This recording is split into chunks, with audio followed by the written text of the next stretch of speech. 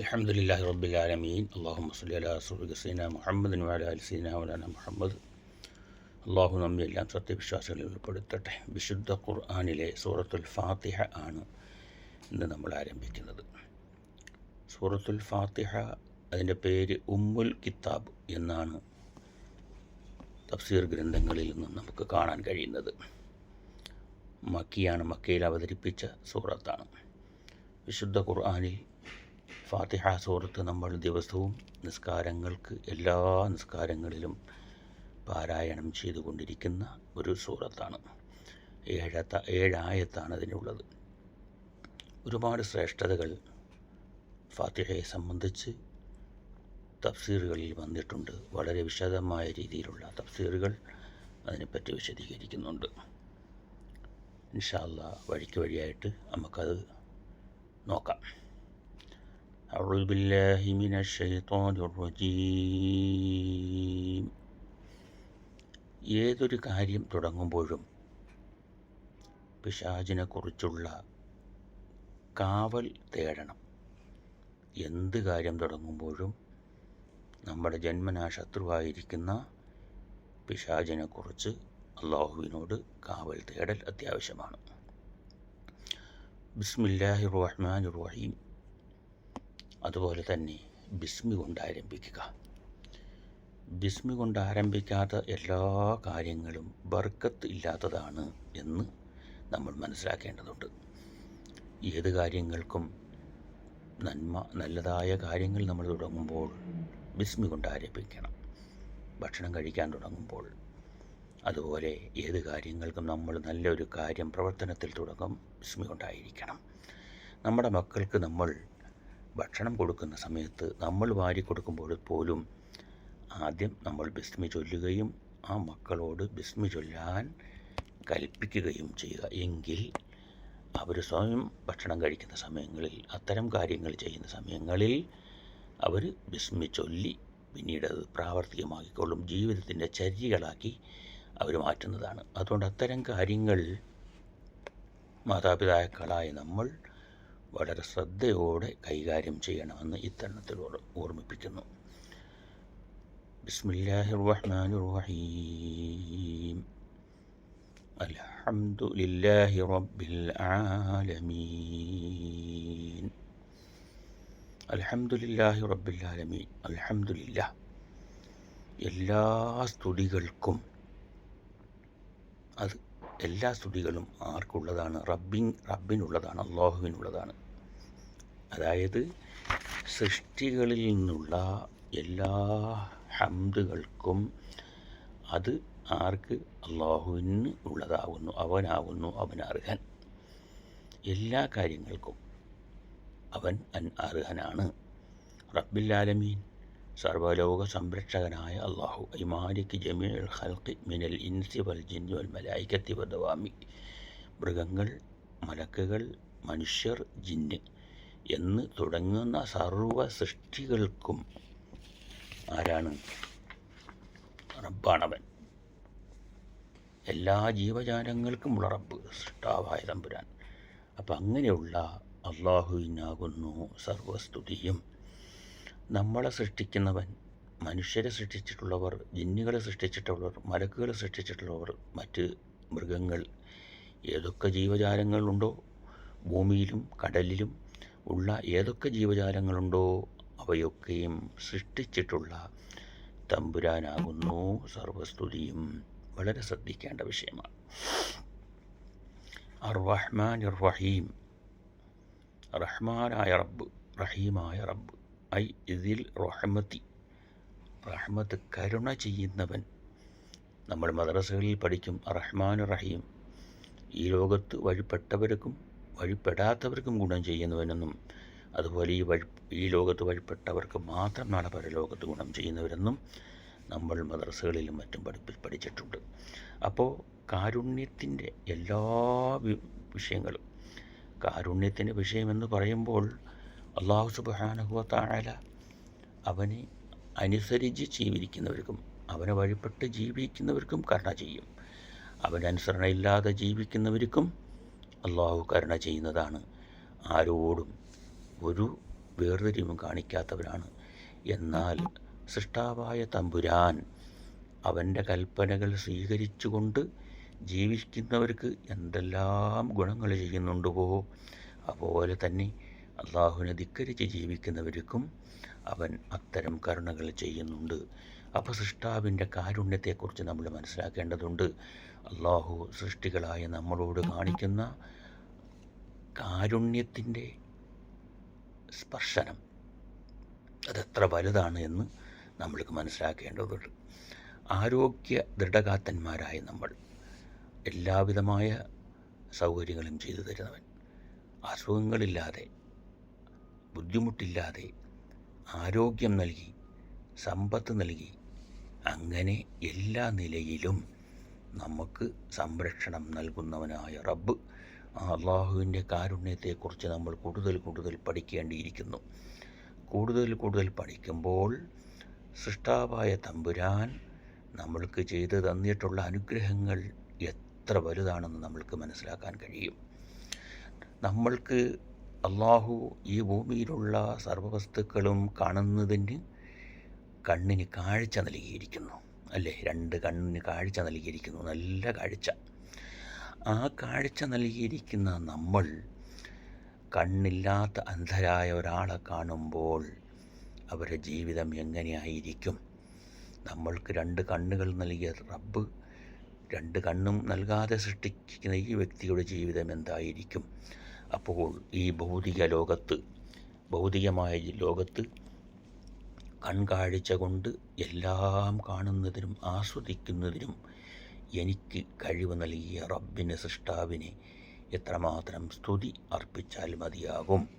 ആ ഒരൊറ്റ ഉദാഹരണം കൊണ്ട് തന്നെ സൃഷ്ടാവായ തമ്പുരാൻ്റെ കാരുണ്യം നമ്മൾക്ക് മനസ്സിലാക്കാവുന്നതാണ്. കണ്ണില്ലാതെ ഒന്നും കാണാൻ കഴിയാത്ത മനുഷ്യർ, കണ്ണുള്ളവർ ഇതെല്ലാം കണ്ടാസ്വദിക്കുന്നവർ, ഇത് തമ്മിലുള്ള വ്യത്യാസം. അപ്പോൾ റഹ്മാനായ തമ്പുരാൻ നമുക്ക് നൽകിയിരിക്കുന്ന ഓരോ അവയവങ്ങളും ഈ രീതിയിൽ നമ്മൾ തുലനം ചെയ്ത് നോക്കുമ്പോൾ അള്ളാഹുവിൻ്റെ കാരുണ്യത്തെക്കുറിച്ച് നമ്മൾക്ക് മനസ്സിലാക്കാവുന്നതാണ്. അതുപോലെ തന്നെ മാലിക് യൗമിദ്ദീൻ, പ്രതിഫലാർഹ ദിവസത്തിൻ്റെ ഉടമസ്ഥനായ അള്ളാഹു, അതേതാ ദിവസം? വഹുവ യൗമുൽ ഖിയാമ, അത് ഖിയാമ നാളാണ്. ഈ ലോകമൊക്കെ കഴിയും, നാളെ പാരത്രിക ലോകത്തെത്തും. പാരത്രിക ലോകം എന്ന് പറയുന്നത് ആദം നബി അലൈഹിസ്സലാം മുതൽ ഇനി അവസാനം ജനിച്ച് വീഴാൻ പോകുന്ന കുഞ്ഞിനെ ഉൾപ്പെടെ ഒരുമിച്ച് കൂട്ടുന്ന ഒരു ദിവസം. ആ ദിവസമാണ് യൗമുൽ ഖിയാമ. അവിടെ നന്മ ചെയ്തവർ പ്രതിഫലം നൽകപ്പെടും, തിന്മ ചെയ്തവർക്ക് ശിക്ഷയും നൽകപ്പെടും.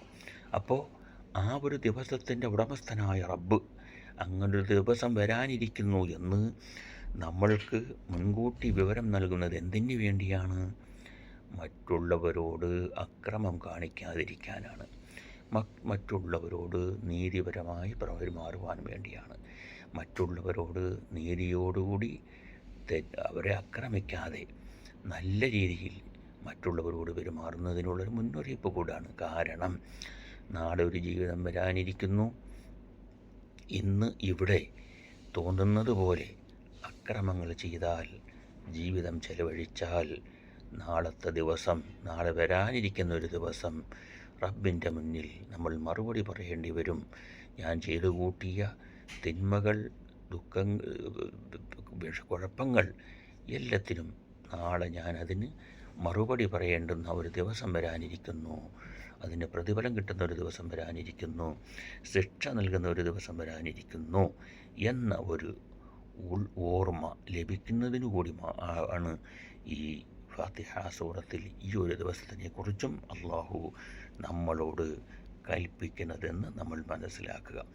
ഇയ്യാക നഅ്ബുദു വ ഇയ്യാക നസ്തഈൻ. ഇയ്യാക നഅ്ബുദു, ഞങ്ങൾ നിന്നെ ആരാധിക്കുന്നു. ഐനഖ്തസ്സു ബിൽ ഇബാദ മിൻ തൗഹീദിഹി വ ഗൈരിഹി. ആരാധനകൾ കൊണ്ട് ഞങ്ങൾ നിന്നെ പ്രത്യേകമാക്കുന്നു, നിനക്ക് മാത്രം ഞങ്ങൾ ആരാധനകൾ നൽകുന്നു. അതുപോലെ തന്നെ വനത്തുലുബുൽ മഅൂൻ അലൽ ഇബാദത്തി വ ഗൈരിഹ. ആരാധനാകർമ്മങ്ങൾ ചെയ്യുന്നതിലും മറ്റെല്ലാ കാര്യങ്ങളിലുമുള്ള സഹായം ഞങ്ങൾ നിന്നോട് ചോദിക്കുന്നു. നമ്മൾ മനസ്സിലാക്കേണ്ടത് സൃഷ്ടാവും സൃഷ്ടികളും തമ്മിലുള്ള ബന്ധമെന്നത് ആരാധനാ കർമ്മങ്ങൾ അള്ളാഹുവിന് മാത്രമാകുക. മുസ്ലിമീങ്ങളെ സംബന്ധിച്ചിടത്തോളം എല്ലാ ആരാധനകളും അത് റബ്ബിന് മാത്രമാകുന്നു. അതുപോലെ തന്നെ ആ അള്ളാഹുവിന് ആരാധനകൾ അവന് മാത്രമാക്കുക എന്നത് വിശ്വാസപരമായ കർമ്മങ്ങളിൽപ്പെട്ടതാകുന്നു. വയ്യാക നസ്തഈൻ, നിന്നോട് മാത്രം ഞങ്ങൾ സഹായം തേടുന്നു. എന്തിന്? നിനക്ക് ഇബാദത്ത് ചെയ്യുന്ന വിഷയത്തിൽ, നിനക്ക് ആരാധനാ കർമ്മങ്ങൾ ചെയ്യുന്ന വിഷയത്തിൽ നിന്നോട് ഞങ്ങൾ സഹായം തേടുന്നു. ഏതാണ് ആ മാർഗം? സിറാത്തല്ലദീന അൻഅംത അലൈഹിം, നീ ഹിദായത്ത് സന്മാർഗം കൊണ്ട് ആരൊക്കെ നീ അനുഗ്രഹം ചെയ്തിട്ടുണ്ടോ അവരുടെ പാതയിൽ. നീ സന്മാർഗമെന്ന അനുഗ്രഹം ആർക്കൊക്കെ ചെയ്തിട്ടുണ്ട് അവരുടെ പാതയിൽ നീ ഞങ്ങളെയും ചേർക്കണമേ. ഗൈരിൽ മഗ്ദൂബി അലൈഹിം, നീ അവരെ മേൽ കോപിഷ്ഠരായിരിക്കുന്നു.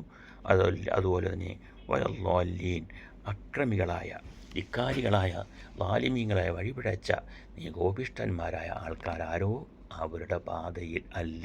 പിന്നെയോ സന്മാർഗം നൽകിയിരിക്കുന്ന ആർക്കാണ് നീ സന്മാർഗം നൽകിയിരിക്കുന്നത്?